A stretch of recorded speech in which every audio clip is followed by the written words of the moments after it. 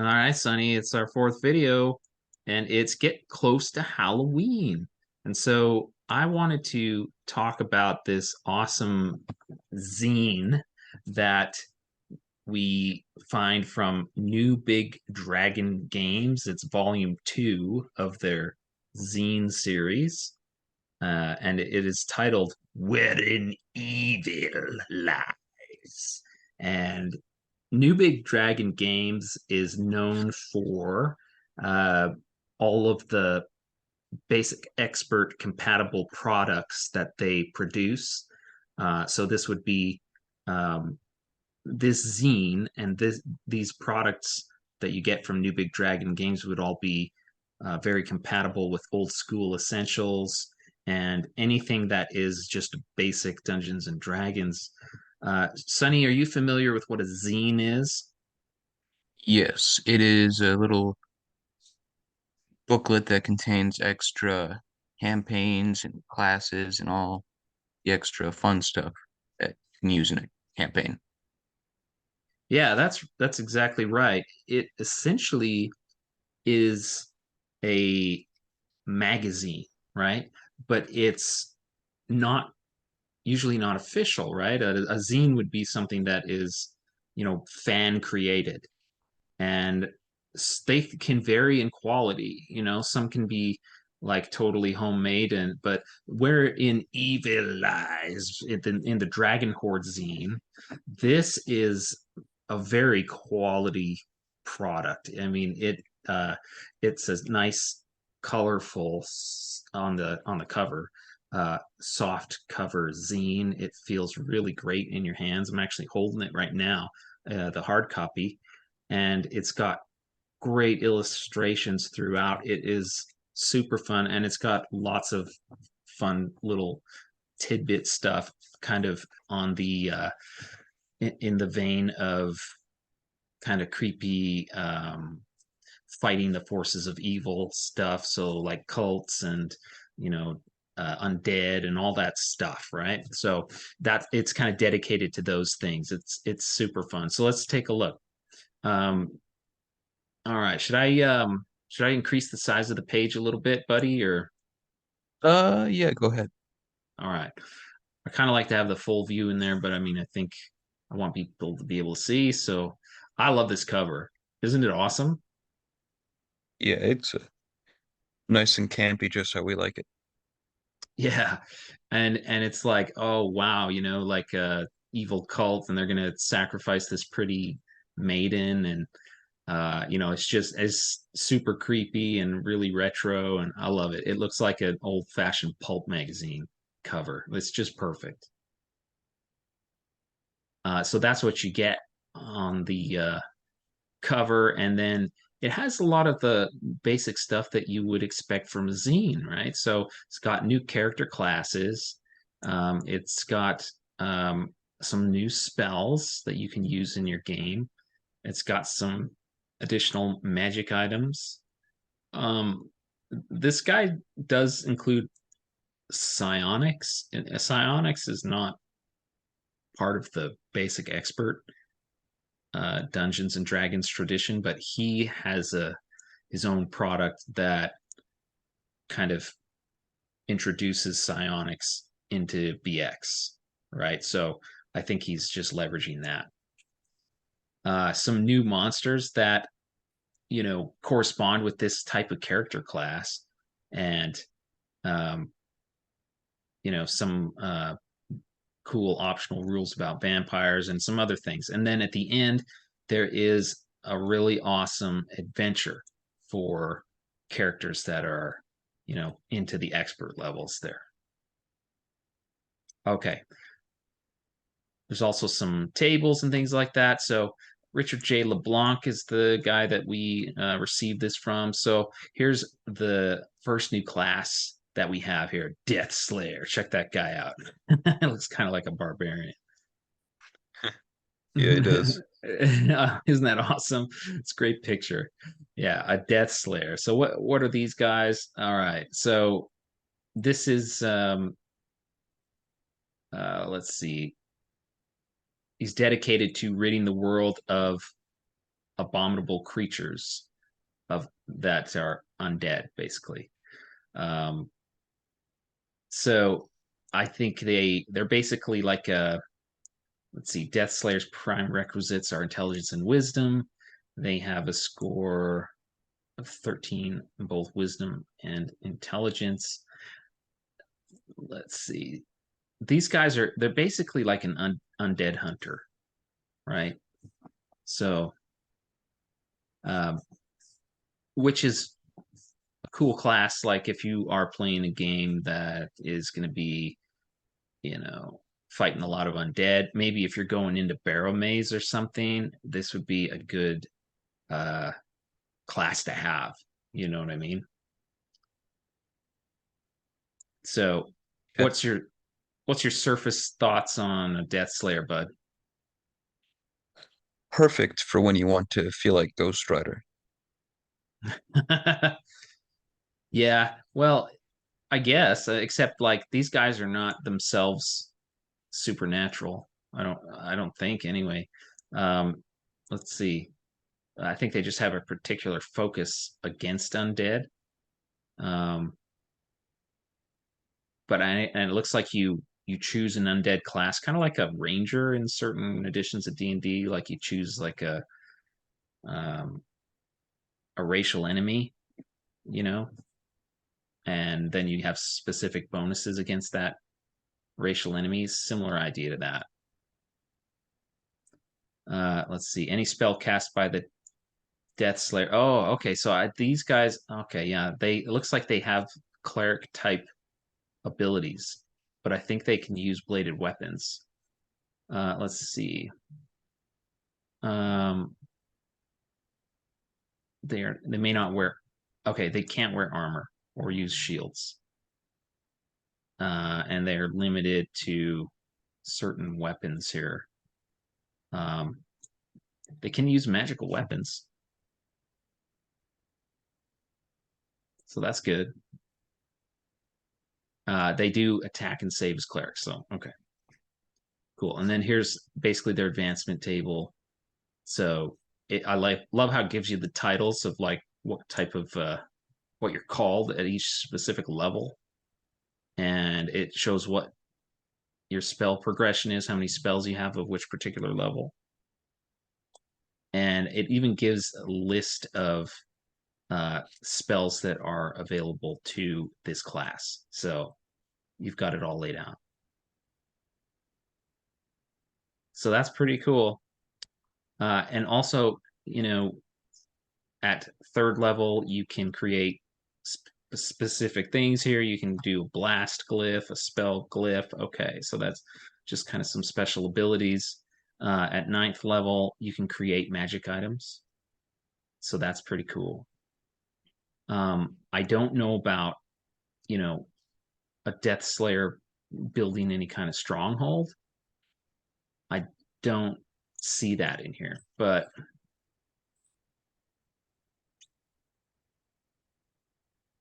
so I guess that's not really mentioned, but that's kind of interesting. All right, so there's also a witch doctor, which is kind of I guess eldritch, kind of weird and creepy, uh, but it's a spell casting class. Um, it's of a shaman tradition, it says, and I guess they are doing kind of like a darker magic, though similar in nature to clerical spell casting. The witch doctor spell casting requires the use of foci vessels, which help channel the power of spells.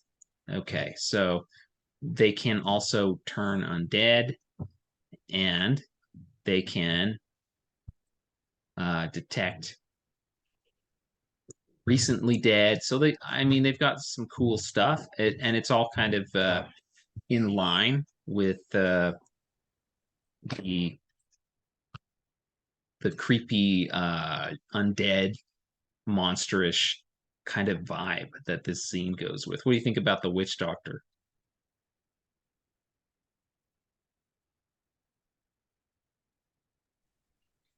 I think the witch doctor is kind of like a barbarian's cleric. Almost. Yeah, I guess you could say that. Um, yeah, kind of like a tribal shaman. Exactly.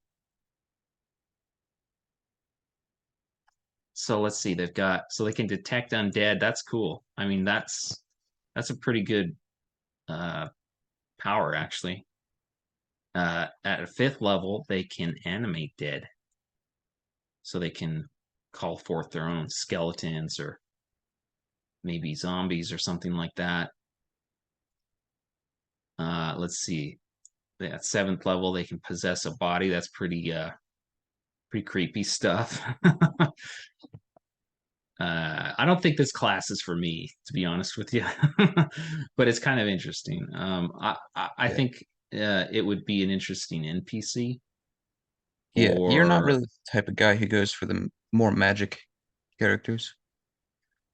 not a lot. I mean, I play a magic user for sure, like because I would go 3d6 down the line and then just whatever you get, and play it out.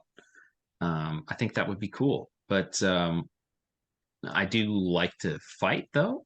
But whatever, I just want to enjoy the experience for what it is and experience it for what it is. So Juju, I don't know what I don't remember what this is. It's been actually honestly a little while since I read the zine, but um, let's see. This is calls upon the spirit of deceased humanoid and binds the spirit in a shrunken head. The head takes 2 weeks to prepare. Uh, let's see. Once bound, the spirit remains so long as the lips and eyes of the head remain sewn. While bound, the spirit must answer truthfully any question asked of it, assuming the spirit knows the answer. So that's kind of interesting. If you want to get some information out of somebody, that's an interesting alternative there. That's some special interrogation tactics. Yeah, and yeah, exactly. Okay, so there's like Raising Dead at level 14. There's see this is creepy voodoo stuff, but I mean like this is like in the evil zine, right? So um so like voodoo doll stuff and just pretty eldritch creepiness there. A tiki mask, large masks that are generally carved from wood, painted to accentuate monstrous visage and adorned with beads, feathers, and bones. Let's see. It's each witch doctor's mask is attuned specifically to them. A tiki mask will always, let's see, relative to the witch doctor who practice voodoo may attempt to use the mask. Okay, tiki mask will always fail for non-blood relatives. I'm not sure what powers that grants. Okay. Um, Ritual specific foci. Okay, so Ouija stuff. Yeah, this is exactly the kind of stuff that you want to stay very far away from in real life, but it can, you know, in a pretend D&D game, I mean, um, for your life. it's kind of yeah. So here's your witch doctor spell list. Um, so it's got kind of all these cool creepy spells. So that's cool. There's also a half orc character class. So when this zine was written, I don't think there was an advanced fantasy old school essentials, and so half orc as a class in basic expert would have been a novelty. So I guess if you didn't quite like the way half orcs are presented in advanced fantasy old school essentials, then here's another option you could go with. Um, so let's see. Their half orcs possess a thorough blend of physical characteristics of orcs and humans. They're as tall as humans, but they're tad heavier. They've got the muscle mass. They have greenish pigmentation, pronounced eyebrows, prominent jaws and teeth, coarse body hair. All right. They use a D6 It's interesting to determine their hit points. Yeah, cool. So you've kind of heard my complaint about half orcs, eh, Sonny? I think Yeah. they're cool, but a couple things about them make me a little puzzled. Like, um, people treat orcs like they're kind of, uh, you know, just that easy to beat monster. They're just a one hit dice monster. You just slash them down and cut them down, and they just, they're it's not really a big deal to face orcs, right? That's kind of the way people play that one. But if you're a half orc, you're some kind of hulky muscle guy, So why is a full orc not seen as intimidating, but a half orc is muscly, you know? So I don't know. That's just a head scratcher for me. I Um, mean, it's always been like the food disparity. Like if you could have someone from the same racial group be in like a poor country and compare them to an athlete of the same racial group, it all depends on like how they were raised up. Plus, human genetic might allow them to more better developmentally, which realizes they can actually, work out. hmm. Yeah, well, um, yeah, there's that. And uh, another thing about orcs that I kind of find a little quizzical is they seem very different from humans, yet they're able to interbreed with humans. Whereas, like a dwarf and a gnome, which seemed much closer, uh, as far as like human like, cannot interbreed with humans. So, and that's fine. I think half dwarves or half gnomes would be silly, but it's just kind of interesting that, oh well, we can have a half orc, really, the pig things, But no, it's cool. I mean, I'm fine with it. I just kind of, those two things just kind of make me chuckle a little bit. So, Yeah. um, Half orcs have always have like started to grow on me a little bit just because I like the idea of being like a really big guy, but also the fact that they can sneak around. It's like you're walking around a dungeon and then suddenly this giant thing just like appears behind you and you don't know how it got there. yeah, well, that's cool. Yeah, no, I can totally see, having them in a game and them being lots of fun. I do think that the way you would need to play them is that people would not like them because people would hate orcs because they are awful and they're evil, bloodthirsty creatures, selfish and chaotic creatures, uh, thieving and killing and everything. And so, to have a half orc, people would not appreciate that, right? So that would bring in an interesting dynamic into the game. Um, but yeah, it looks like they do have lots of thieves skills, so they can only wear leather armor or chainmail. Um, they can use a shield, but not while they're using thieving abilities, and they do have thieving abilities, so that they possess, climb sheer surfaces, move silently, hide in shadows, hear noise, open locks, find, remove traps. They have infravision up to 60 feet. So they've got some cool abilities. Um, they have, I guess, an intimidation factor, which is interesting. Um, let's see. They may weaken an opponent's resolve in combat through intimidation. This may only be used against a melee opponent with whom the half orc is engaged and who can see the half orc. The half orc must roll under his or her level on 1d12. So we want to roll low. And if you roll a one, that's lucky because it always works. So then there's a sneak attack assassination. It's a little bit like a backstab, maybe, but different. Yeah, unnoticed from behind or leaps from hiding in shadows to attack, right? And you get a +4 bonus, a lot like a backstab. So Trained in the use of poison, resistant to poison. That's cool. Pass without a trace. So as you get good at sneaking, you can do that. So I think as a half orc, especially if you're going to be around humans, you would want to lay low a lot because you're not going to be well received. And Racism.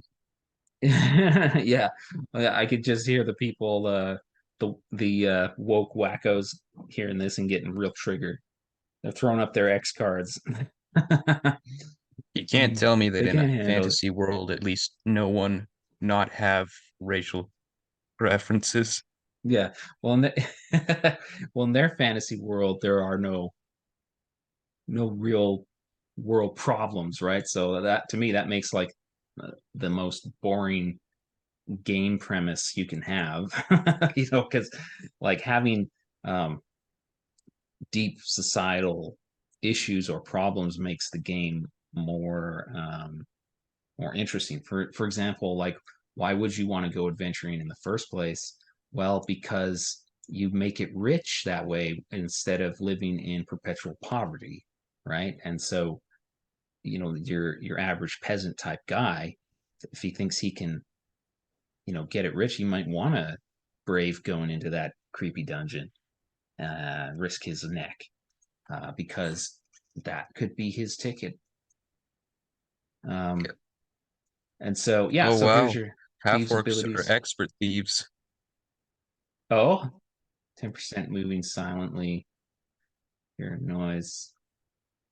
Yeah, I mean, this seems maybe a little more reasonable than what the thief is given because, you know, I don't think that a half orc is principally a thief, although, they do have that is kind of their jam, most like half thief, half fighter, I guess. What are your thoughts, bud? Do you see anything on here that makes you want to say what you said? Half orcs are like they must climb a lot of trees or something. They embrace the monkey. Yeah, well, thieves are that way too. You remember, like they had like 80% or something really high at first level. It was weird. I don't know. Spider-Man, It's one of those, Spider-Man. yeah, friendly neighborhood half orc. All right, so here we're getting into the spells, right? So these are the new spells that come with this zine, and they all have to do with like, you know, uh death, darkness, that kind of theme, so it's kind of creepy Halloween type theme. Um, so you can make someone tired. Let's see, that's, I don't know, maybe that's not super creepy, but I guess it fits in there somehow. Um, Death Rage. The spell causes a living target or failed save versus spells to be touched by energy from the negative material plane, filling the creature with a disdain for life. The disdain manifests itself in a berserker like rage, causing the target to attack the nearest living creatures. Okay, so kind of take Okay, over so that's someone's mind. kind of like a suicide spell. Yeah, I guess so. It's kind of like a charm person, but the guy just flies right off the handle, I guess. Mummy's Touch, successful two-hit roll, uh, causes a single creature to become infected with mummy rot, of which there is no saving throw. Oh, that sucks. Yikes! But they have to roll for it. So the spellcaster rolls to hit, I guess. Um, and it needs cure disease to fix. Prevents magical healing, so that's not good. Um, and ossify, so that means bones, right? So um, this spell temporarily affects the humanoid creature of ogre size or smaller and withers their body to nothing more than their skeleton. This is not an illusion or a disguise, but it's a physical effect of the spell. All right. And then Revenants, that's coming back from the dead. Spell boosts the fortitude of undead creatures and provides them immunity from a single successful turning by a cleric, paladin, or similar holy person. Okay, so this kind of is like a, you can give your, if you have undead creatures or something like that, you can give them a, that are serving you, you can give them a bonus against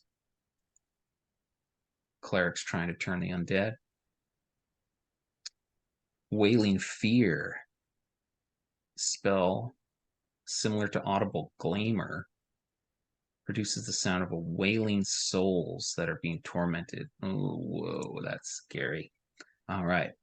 Necrotic Portal opens a temporary dimensional door from a point in the material plane. Let's see. Living creatures who pass through the portal suffer damage. Undead pass through the portal regain 1d6 hit points. And it can be kept open indefinitely. That's interesting. It's kind of like a, when people talk about like there's like a doorway to hell in certain places, maybe that's kind of what this is supposed to be. So, all right, Greater Ossify. So you can be done on more than one person, right? And then there's Aura of Fear, right? So here you can affect a bunch of creatures within a radius of 30 feet with 5 or fewer hit dice. All right. And then here we got new magic items. So some cool stuff here. Equinox Orb, some kind of a spear. Let's see.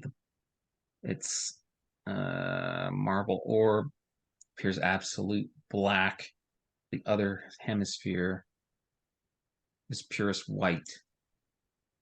Okay, when the command word is spoken, the black half casts 30-foot radius continual darkness, the white half continual light. Oh, that's pretty interesting. I guess you can point it a certain way or something like that, and it's going to have different effects. Okay.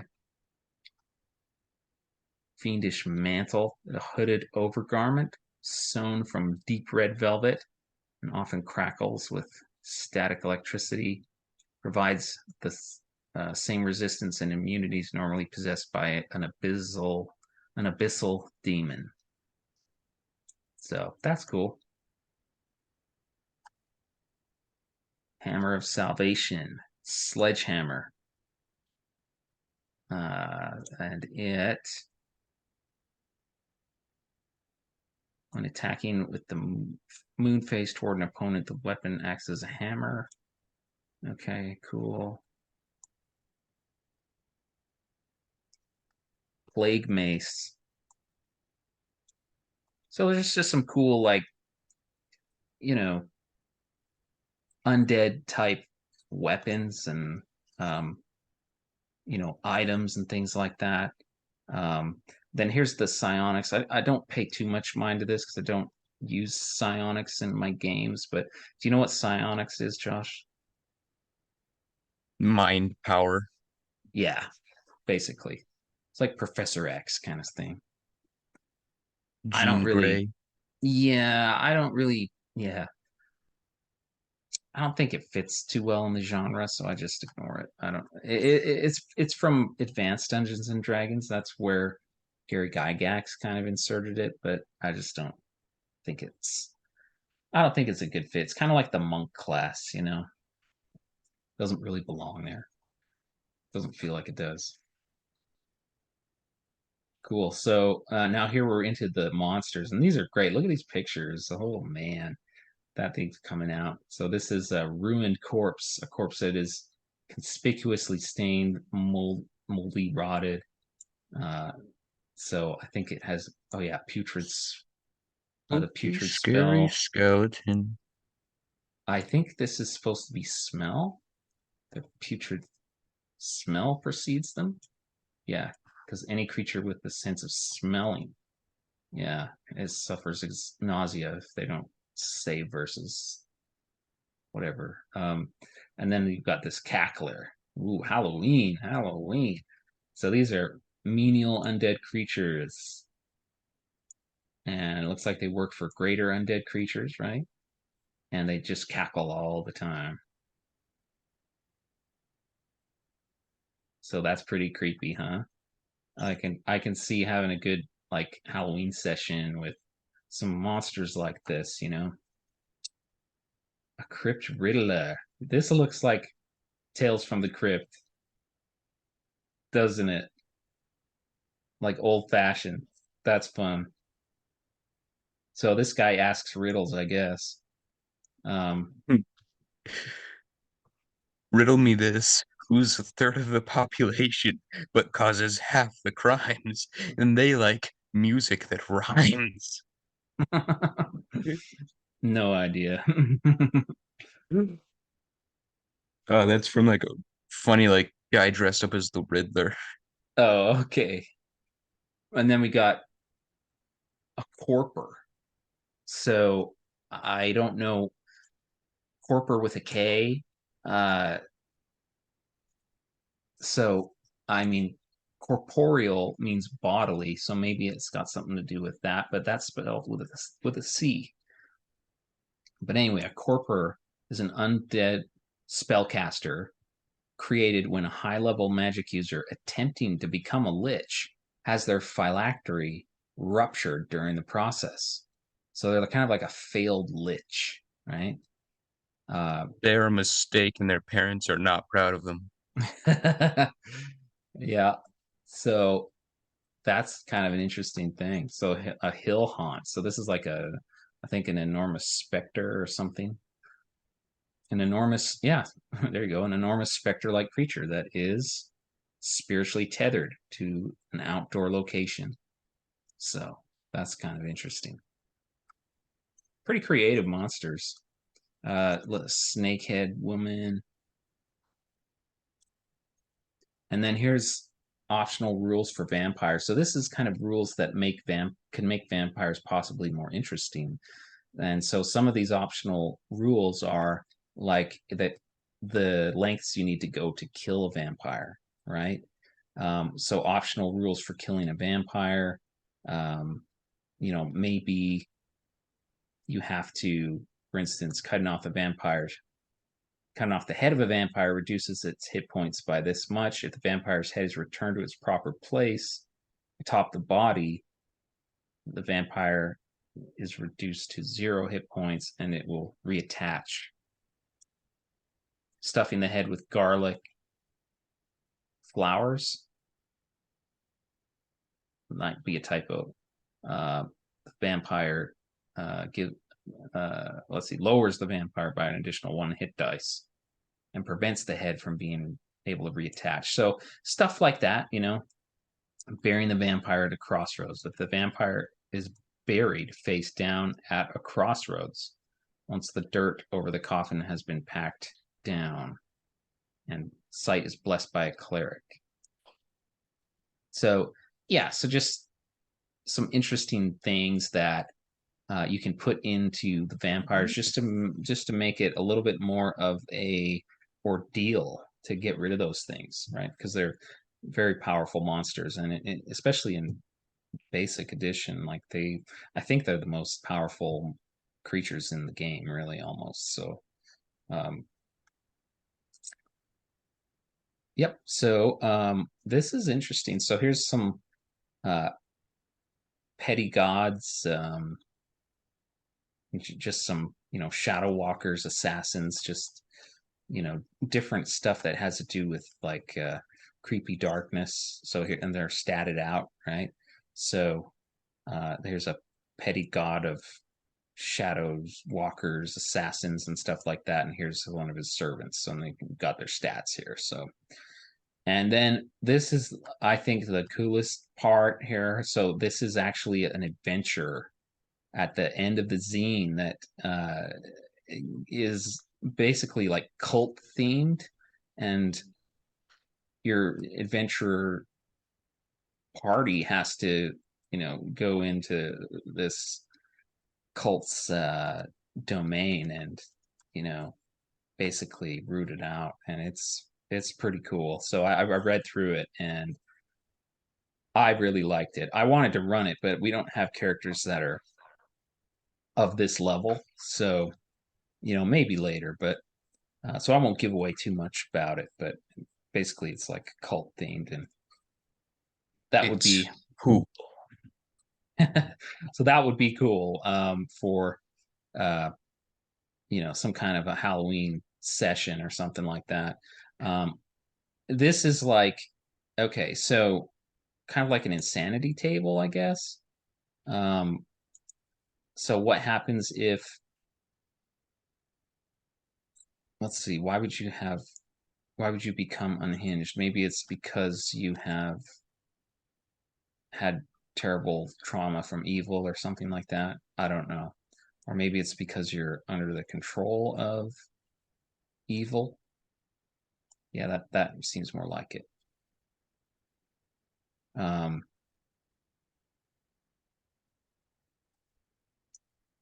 and then here's, different things, different ways that cults might try to do their terrible rituals and stuff like that. So just kind of adds different flavor to the bad guys. Some hooks, some adventure hooks, like what's drawing your characters into these kind of encounters. So it's got a lot of stuff in there, like, the children of a village go missing, returning 3 days later and 50 years older, so it's just, um, cool stuff that, ideas that you could go with. And then here's the back cover. It looks really cool. It's, just right in line with the theme. This is a great product for a really good price. It's only like you can get the print copy for like under $8, list price. So, and it's really fun. If you have Basic Expert, it's a great buy. I really recommend it. I had a ton of fun reading through this and just kind of soaking it in. I really liked it. What are your thoughts, bud? I like 10 thumbs up. What do you think about the idea of like, going up against cults in D&D? I think that's something that is kind of underutilized. That could be a very interesting story. Yeah, well, I mean, maybe in today's play that's not thought of much, but I think in old school, back when people were playing it in 80s and stuff like that, it was kind of bread and butter, just like it really makes for good bad guys and like kind of a creepy adventure experience. And you're trying to save someone from imminent danger, and and they're just completely depraved and evil, so it really kind of makes for a really good um adventure. So yeah, I think I would like to incorporate a lot of that into our games in the future when we're doing that, when we finally get to play. So yeah, I really recommend this product. I think it's awesome. So if you're wondering if you should pick it up or not, I recommend that you do, and pick up a print copy too, because it's just a really awesome little zine. It's uh, very very much a good quality little presentation in a hard copy. I don't think you'll be disappointed. All right, well, I think that's it for today. So, anything you want to say, bud? If you like, if you want to be in the spirit of Halloween, buy this. It's good. Yeah. I'm not giving you an option anymore. Buy it. I know where you live. I have your IP address. Buy it. Anyway, cool. Thanks for watching, everybody. Have a good one.